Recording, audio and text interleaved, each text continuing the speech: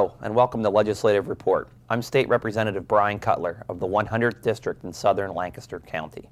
The focus of today's program is a unique initiative in education. The school districts of Hempfield, Manheim Township, and Penn Manor are partnering in a program called the Open Campus Initiative. It gives high school students from these districts the opportunity to take online classes. I recently joined two of my House colleagues in a discussion with the superintendents of Hempfield and Penn Manor, and I'd like to share our conversation about this innovative program with you now. Welcome to the program. I'm joined today by Representative Bryan Cutler from the 100th Legislative District, Representative John Baer from the 97th Legislative District, Dr. Brenda Becker from the Hempfield School District, Dr. Mike Licklider from the Penn Manor School District, and we were to be joined this morning by Dr. Gene Freeman from the Manheim Township School District, who is part of the Open Campus PA initiative, but we look forward to the discussion this morning. If I could ask Dr. Becker and Dr. Licklider to describe Open Campus PA initiative, give an overview and your school district involvement in Open Campus PA. Open Campus PA is really an initiative that came out of our three districts getting together and deciding that we really wanted to offer better educational choice for our students. We believe that education is continuing to evolve, and we were frankly not happy with some of the results that our students were getting at some of the cyber schools that they were currently attending. We felt we could offer better quality instruction, we could do it at a less cost to our taxpayers, and we could offer real choice in terms of when our students take classes and how our students take classes. Mike, would you like to add to that? I would also say in conversations with parents and students regarding what they want in education, especially students who are in cyber programs right now, we found a whole host of families who wanted more of a blended approach. The current structure right now is you can come to our public schools, our brick and mortar schools, and be in full-time classes in traditional settings. For cyber students, they can do it electronically, virtually, for 100% of their classes, but there's no blend between the two. So part of the vision that we developed for this program is that it would be an opportunity where students could take advantage of some of our in-person brick and mortar classes, but they could supplement that then with the cyber classes. So it's a good mixture between the two, and a field that we think is one that has not been fully explored by schools. I was wondering if you could just explain the whole concept in more detail for the viewers. Like, what is this? What are you envisioning with the Open Campus? Well, step one is for this coming year, 2012-13, we will be offering 12 courses as a consortium. There will be 8 that are totally online, 4 that are hybrid. The hybrid ones will be physics and chemistry, business, Spanish, and Latin 1, which means most of the course will be online, but the students will come in twice a week for hands-on lab work in science and to get some oral fluency in the language department. What we envision is that students may be able to take courses that they might not be able to get at their own high school, or if we do not have enough students to run a section, that we could put students together from 2 or 3 of our high schools to form one section. So this way, students would be getting options that they would not normally have because of budget constraints, but it also offers up more opportunity. And to highlight what Brenda just mentioned, with some of the courses, and especially as we've had to make tough decisions with our budgets, we want to still be able to offer opportunities for students. So using the technology today is a good way to do that. The one example that Brenda mentioned is Latin. Last year we had a retirement in Latin. We eliminated that position. And we still have a number of students who are interested in those courses. So it's possible through the partnership between the 3 schools for some of our students to take those courses at Hempfield. Our school's leading the development in the area of one of the science electives, astronomy. That may be a course where students from Manheim Township and Hempfield can take classes with a Penn Manor teacher, so we can share our resources in an area and a time when we'll need to do that more on a more frequent basis. For those students or families that are interested in these programs, how are they selected and what's the process in order to get into the program? Right now, what we're doing is going through student registration in all 3 districts. Any student can sign up for this. What we will do is, as we would for any course, whether it's through the consortium or a regular course at our high school, our counselors are heavily involved to help students make good decisions for them. We're also planning to hold a meeting for all of the students and parents who choose these. And we are also developing a module so that students really get to experience this is what it's like to take a course online, so they can get to see, is this really for them, before they actually get into it. One of the pieces we also did was to develop a student survey and a parent survey, and it's been very interesting results we've gotten so far on the student survey. We have given that survey to most of our 9th, 10th, and 11th grade students at Penn Manor. And one of the questions we ask is, would you consider taking an online or a blended course? And about 65% of our students are interested in doing that to supplement their current coursework. So it's not for all students, and that's one of the pieces we've kept in mind as we've gone through the process. It really is for students who are motivated. Sometimes students think it's an easy way to take a course. In many ways, it's actually harder because it requires a lot of self-motivation and independent work on their own outside of school without the direct day-to-day contact with a teacher. So we're very careful to make sure that it is for students, and doing some of the programs that Brenda's mentioned, like an orientation, is one of the ways that will guarantee student success in it. We don't want students taking a course and not being successful. You've touched a little bit on the outreach. What has been the response from, as you rolled out this vision that you have, what has been the response from your staff, faculty, parents, students, and the community at large? I'd say it's been a real diverse response. In general, it's been very positive, and I think it goes to a larger issue. People are excited that you have 3 separate school districts with their own strengths and their own needs who are working together to make a program occur, that it's not something done individually, that it is something that is unique for this area. So in that sense, I think the community is very excited that you have districts working together. In an age when you hear people aren't doing so, we're trying to do something to save costs, offer more opportunities for students. So I would say from the community point of view, it's been very positive from people who have children in schools and those who don't. From a parent perspective, it's another opportunity, and I think that, like I said, it's not for all students, it's not for all families, but a large percentage, it is an opportunity. We had the advantage over the last few years of having a number of students take advantage of dual enrollment courses, and Penn Manor is located directly next door to Millersville University. And we have a number of students who are taking courses there, but this is just one other avenue for students to experience something different, something outside of the traditional realm. But it also takes advantage of the world of resources that we have. 10 years ago, this wasn't possible.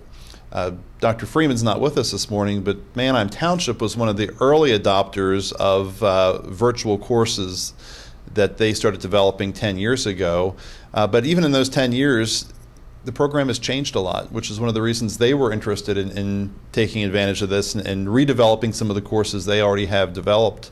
That I was just reading this morning that a lot of the papers of Albert Einstein are being digitized and put online. There are so many resources that we have available to us today that weren't available even a year or 2 years ago. So I think it's an opportunity for students that have been excited about it. Like I said, 35% of our students are saying it's not for me, it's not something I would want to do. So I think the choice factor is a key component to the program. We've found about the same thing. We have found that through our surveys, the students are telling us about 75, 77% would consider taking an online course or a hybrid course. We are finding staff is pretty enthusiastic about it overall. There are some who are saying, just like students, I don't think this is for me. But a lot of our staff are really embracing, number one, the technology, the innovation, and they are also loving the fact that this provides some flexibility to their schedule as well. So if teachers are teaching online classes or hybrid classes, they may come in a block later, they may leave a block earlier, and we're already seeing folks who are saying, wow, I have young kids at home. If I could work part of the day from home and not have to actually physically leave my house, there are advantages to that. So it really opens up a world of possibilities. Our parents are saying, they're already getting ahead of where we want to be a year or 2, 3 down the road. And that is in addition to moving online. We're also looking to expand the hours of our high school campuses and really make it more of a college campus where kids could come in and take courses at 6:30 in the morning or 8 o'clock at night if they want to suit their individual schedules. So they are seeing this as a great opportunity where they're already asking, could you offer these courses in the summertime so it could lead to early graduation? So again, I think what we're finding is it's simply going to be a more customized journey through high school. And as Mike already mentioned, we're doing dual enrollment already. We have internships available for students to get some authentic learning experiences. And I think it's just going to open up so many different options for students to really prepare them for the post-secondary world, whatever that path chooses to be for them. Yeah, what I think is so encouraging is during these tight budget cycles, you're really being innovative. You're breaking down barriers. You're rethinking how you're delivering your services. You're sharing resources. And at the end of the day, you're reaching out to different kinds of students. So it sounds like on one hand, you might have a student that maybe there's a Latin course that you don't have enough students in one school district to do that course. But in other cases, you might be reaching out to the cyber charter world. I mean, what are your expectations with that? We're really hoping that for some of our students in the cyber charter world that they will take a look at what we offer. We believe, again, I don't think there's any one system that works for all students. And we're very blessed here in Lancaster County. We have wonderful public schools. We have wonderful private schools. So I really think every family has to choose what's best for them. But I do believe that what we offer in our programs and some of the other things we offer in the way of student activities and many of our service organizations and those sorts of things. When Mike mentioned earlier about talking to parents last summer, we had the same experience. And some of our current cyber parents said that they would really like it if they could take some of their online classes, but also have the ability to be in orchestra or be in chorus or take part in the musical or some of those sorts of things. And so for those students who end up coming to our program for their online experience, they're going to be able to do all of those things. So I think it's going to open up worlds of opportunity. And our students are already crossing district boundaries in many ways. If you look at our club soccer teams and a lot of gymnastics, all different kinds of things that students do, many of them are involved across district level. So this allows them to continue that involvement, but to maintain the identity of their own district. And I think that's something that's very appealing to them. I would also say on the cooperation piece, it's not just the school districts that have been cooperating. We've received tremendous cooperation from the state, from our local legislators, the three of you, as well as others, Senator Smucker. We all had a joint meeting last week with Secretary Tamales, who's been extremely supportive of the program. We just see it as a way to expand opportunities for families and students. And that's a key component to it. The example we gave earlier at the parent meeting, one of the most striking examples to me was a mother who said to me, we're taking advantage of a cyber program right now, but we want the opportunity to blend those two programs. Her child had some serious medical issues, and she still wanted her child to have some face-to-face contact in school. And the opportunity for live classes in the morning and then the ability to leave around noon to go home to rest, to recuperate and do work in the evening is I think, an important facet for that family. Another family we talked to who was in a current cyber charter school said we have a good experience in our cyber charter school. They had another student who was in our brick and mortar building, one of our middle schools, who had a good experience. And again, she emphasized it wasn't about choosing one over the other, it was about opportunity and choice for her child. But potentially, I mean, if this starts going really well, once we get rolling, you have multiple wins. You have a win for flexibility in courses and scheduling, and also potentially to bring some of those folks that are strictly cyber charter school attendees now to come back to the district and get that service here. So and that could have a benefit financially as well. Absolutely. We're looking financially from the standpoint that we don't want to have to cut our programs for kids. We know times are tough. We know that, people say, well, just ask the state for more money. And we know the state doesn't have more money.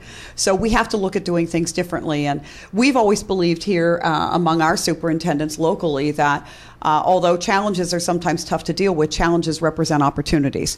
And it really gives us an opportunity to sit back and say, well, what if we looked at this in a completely different way? And I really believe we're going to come out of this stronger and better with more innovative systems moving forward. One of the areas that we didn't mention thus far as well is we have gotten tremendous support and collaboration from our associations and from PSEA. And that, I think, has been one of the keys to our success as well, because they have been equal partners at the table with us. They are helping us every step of the way, and we're very fortunate to have wonderful association leadership and very strong PSEA leadership that goes in our districts, and that has been very, very helpful. So it's all a matter, and I think this is a lesson for all of us, regardless of what line of business we're in. When you face these tough times, the only way we're not only going to survive them but thrive through them is for everyone to work together. This is not a time for us to be shooting arrows at each other, and the fact that we're able to do that right now within our 3 districts, we're very proud of. One of the other areas that I'm very interested in, just from a financial standpoint, and I think Representative Baer touched on this, obviously you can share some teaching resources. Has either of you or your boards given any thought to other resources? For example, as you expand the school day, like what impact's that going to have on your building projects going forward and your carrying capacity for students? It seems to me there's a lot of financial reasons as to why you'd want to expand your hours as well as the opportunities for the kids. I think we're all looking at our building capacities, and that's a key component to this as well. Manheim Township just recently went through a high school renovation, but we're within about 5 years of looking at capacity and facilities, and this does offer some real opportunities for potential scaling back on what we need as far as the buildings go. We would much rather put money into programs for children rather than money into construction. That's an important area, and I think Hempfield also has some concerns along those lines. Absolutely. We're already seeing continued construction in our districts, even though the economy is not strong right now. And as the economy recovers, that's only going to increase. Our high school right now is the largest high school in 2 counties. We vacillate anywhere between 2,200 and 2,400 students in that building, grades 9 through 12. And right now we're at capacity. We have, we call them learning cottages in the front of our building because we don't have enough room in our high school. If I don't have all of my high school students in that building at the same time every day, it may negate the need for a multi-million-dollar construction project. And as Mike said, we'd much rather put that money into programs for students and to keep our taxes at a reasonable rate versus putting it into more construction. It certainly seems to me it's an opportunity to really better utilize the resources that we have so you can focus the other resources where we need it. So Absolutely. I certainly thank you. I'm interested in the preparing teachers to leverage technology in their classrooms, the development of the course material, the software. And so there's a lot of work that has to be done between now and the start of the next school year. If you could talk a little bit about the course development process and training your staff, training your teachers to fully leverage technology in the classroom. This has been one of the most exciting parts of this whole journey so far. The first time, we've basically been bringing the teachers together from across the 3 districts who are developers of the courses about 1 day a month. And that truly has been probably our biggest expense to date, and that's been very nominal, is just providing release time for them. We have realized that as superintendents, we need to be there all day, and our high school principals are there all day, as well as our association presidents. So we've really made sure that the stakeholders are there, able to make decisions in a very quick fashion if need be. But the first day, as Mike and I recall, the first day the teachers were looking a little like deer in the headlights and what did I sign up for? And very much, I mean, you could tell just by looking at people, whether they were from Manheim Township or Penn Manor or Hempfield, everybody was very siloed and not very comfortable. And by the second day, as they started exchanging ideas and really started to look at their coursework in a different way, not so much of, well, we teach this book or that book, or we emphasize this or that, but really looking at what do kids really need to know and be able to do. We started watching the walls come down. We started watching them really engaging in some very dynamic dialogue. And we had some teachers saying by the end of the day, we need to do this with all of our curriculum. This is fantastic. Mike, I'll let you continue because this was just a lot of fun to watch. I think an important part is you're not taking what we teach in a regular classroom and just simply transferring it to the internet. You're really transforming teaching and transforming the learning process. If you take a traditional test in a classroom, if you put that test online, students can Google the responses. So we have to make sure that the assessment is authentic and that it's based in practical application and critical thinking. It's not just a regurgitation of facts. So that has been a positive challenge for teachers. And another example I can give you of this work together is textbooks. Textbooks now, along with buildings, are very expensive. It's not uncommon to spend $80 to $100 on a single textbook. Our math teachers, as they were developing the calculus course, came to us early in the second day of development and said, now whose textbook should we use, and how are we going to get the physical book to the students who are taking the virtual course? And the response from Dr. Becker, Dr. Freeman, and I was, do we need to give them an actual physical textbook? Are there other options? So that led to some brainstorming with some other teachers, some teachers in the science realm. And one of the teachers mentioned that there is an open source, free software textbook program that's out of California. And they did some investigation and found that the content in this free open source textbook really mirrored what we have in our class. And they could synchronize this with the course, make it available to students, and then if there are particular units that don't quite sync up 100% with the content in the textbooks, because it's open source, the teachers can modify, they can change it, they can add questions, add problems that aren't there. So it really has led to some creative adaptations to not just our curriculum, but also the assessment of students, which we think is going to produce a better product in the end. So it really has been probably one of the most exciting areas to the whole process so far. So how's it going to work if a student completes a course, and let's say it's a Manheim Township student, but the course is basically a teacher in Hempfield? Is that course considered, is that transferring to Manheim Township, or is it a Hempfield a class that was completed there? I mean, how, just for the viewers, they understand like how it's working if you're doing an open campus, how things transfer back to the individual districts. Well, another group that we have not mentioned that's been involved in this is our technology teams. And one of the reasons why Manheim Township, Hempfield, and Penn Manor got together on this is because we have a tremendous depth in the infrastructure that our school districts have in technology. And all three districts have been recognized in that area. That's an important component and something that our technology directors are working on. How can you have this data commingle between the three schools? But the basic answer to that is a student may be taking a course with a Hempfield teacher or a Manheim Township teacher, but the results are still a product of Penn Manor. So that student's performance will reflect on Penn Manor School District, not on the other school district. So at the end of the day, the grades will come from Penn Manor, even though they're being awarded by a teacher from another district. That's an important part. And what, in terms of sheer numbers, how many students do you think in your first year are you expecting? We don't have an exact number for the three schools yet. We have some indicators. We would rather do it right from the beginning than have a large number. So we're thinking maybe we could have anywhere from 100 to 300 students in the first year between the three schools. Again, we're not sure yet. We're not through our course selection process at Penn Manor and Manheim Township yet. Hempfield does have some preliminary results, but we're still working through that as well. We would see it as a 5-year process where it really will expand over a course of 5 years till we have more of a full capacity with the program.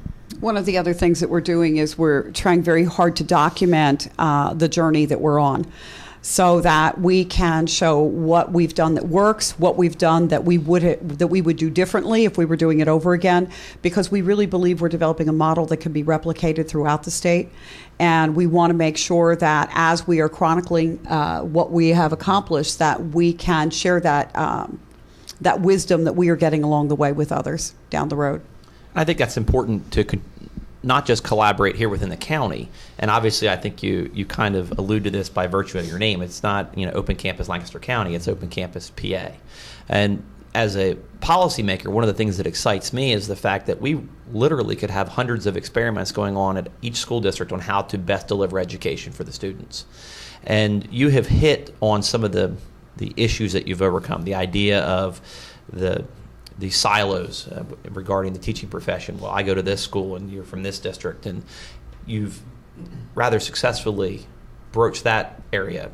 You've also talked about the commingling of data and who gives a diploma. But what about the legislature? Are there any legislative issues where the law, quite frankly, hasn't caught up to the technology, or other areas where you could use our help? Because one of the concerns that we often hear as policymakers is we could do such a better job if the state wasn't so restrictive.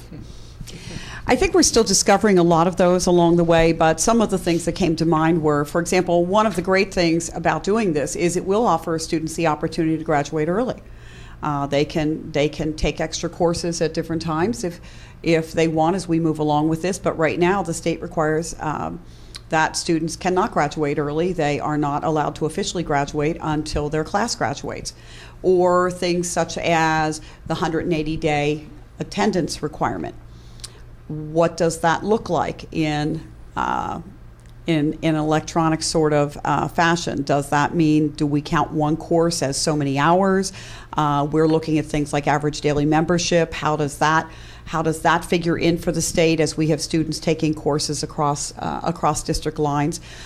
We don't think that they are necessarily insurmountable, if the state works with us, but we do believe that there are an awful lot of rules on the books that were built on both an agrarian and an industrial age model of education that is no longer apropos, and we need to change. I mean, I certainly wouldn't want to go to a doctor who's still operating the way he did 20, 30, 40 years ago. We shouldn't be educating the same either.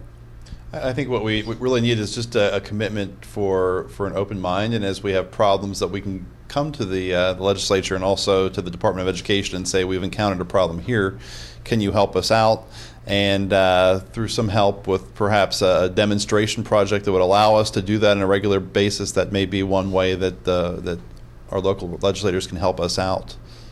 May have time for a very quick question here as our time winds down. Predict the future, and this is a tough question I know to ask with very little time left, but what's the future of this program in your mind? What's that look like for your school districts and potentially statewide? I would say statewide, there are so many opportunities for collaboration, not just in Lancaster County, but across the state. And a live example is Penn Manor. We have a very strong agricultural community. And as a result, we have a very strong agricultural program in our state. And I've already had some conversations with the teacher who's in charge of our ag department of, how can we make some of these courses available to other students, not even necessarily in this region, but other regions that don't have the blessings of such an in-depth program. And I really see that we can share resources, not just across 3 districts that are contiguous to each other, but across the state. And I think we're going to have to do more of that in the coming years, so that we don't have quite the amount of duplication of programs, that we can really share in some resources. There are some aspects, to use that agriculture example, where you can't do it virtually. You have to have face-to-face time. You have to do some lab experiments. But there's such a large component that can be shared that I think we'll be doing more and more of that in the next couple of years as technology enables us to do so. It really comes down to the premise of why we started this in the first place, and it's to break down the boundaries of time and space. And I think it'll be a much more custom experience for students going through a high school journey, and we're pretty excited about what we think we can accomplish going through this and what others can as well. Well, thank you so much for your time. I think our time is nearly gone, but I do want to thank Dr. Becker, Dr. Licklider, and congratulate the school districts, the Hempfield School District, the Penn Manor School District, and Manheim Township for their willingness to take on this initiative. It's been inspirational to us, and we look forward to partnering with you on this. Should our viewers have any additional questions, we would encourage you to contact Representative Cutler, Representative Baer, or Representatives Aument's district office, and we look forward to answering any questions that you may have. Thanks for your time today. You've been watching a discussion about the Open Campus Initiative. I'm State Representative Bryan Cutler. I applaud the collaborative efforts and the out-of-box thinking of these 3 school districts. I believe we need more of these types of creative endeavors in order to educate our children effectively and efficiently. That's all the time we have for today's program. If you have any questions about any state matter, please feel free to contact me at my local office. The address and the number will be shown in just a moment. Thanks for watching.